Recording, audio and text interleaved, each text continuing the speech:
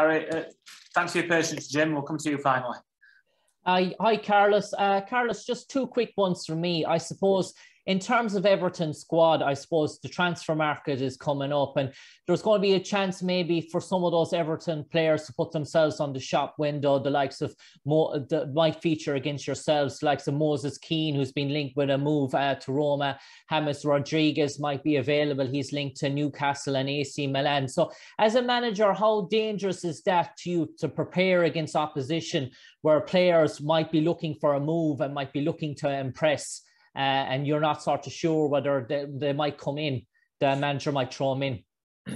I only can be focusing the thing that depend on me the player that I select, depend on me to work with these players and what Everton is going to do. Like, I don't know when I'm going to have any type of influence. I cannot be focused on this. They have many alternatives. All of them are very good players. You know, they wouldn't be in the Championship, in a Premier League squad. And we are going to be focused in try to use all our strengths and reduce of our weaknesses because it's the only thing that we can control.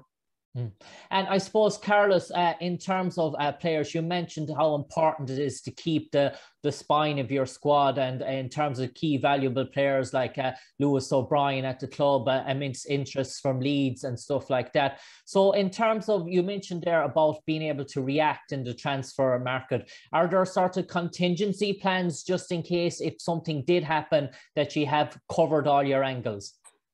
I think the only thing that I can tell you so far is that I appreciate a lot the position of the club protecting the squad, and this is something that I appreciate because for me as a club we were doing really well trying to protect our level of players and to protect the players that for me are important, and I thought the effort of the club was high in this direction.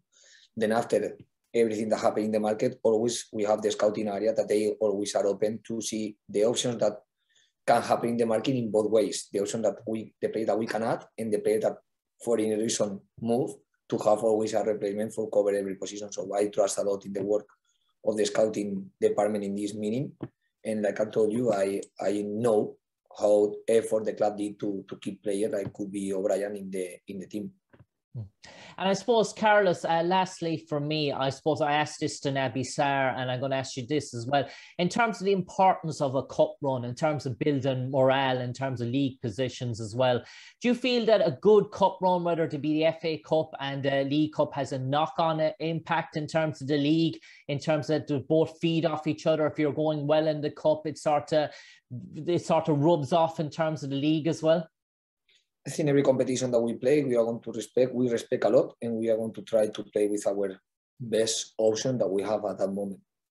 Every competition, official competition, is an important competition. Every time that our fans are in the stadium, we are going to try to make them feel proud about what they are watching on the team. So that's why every time we play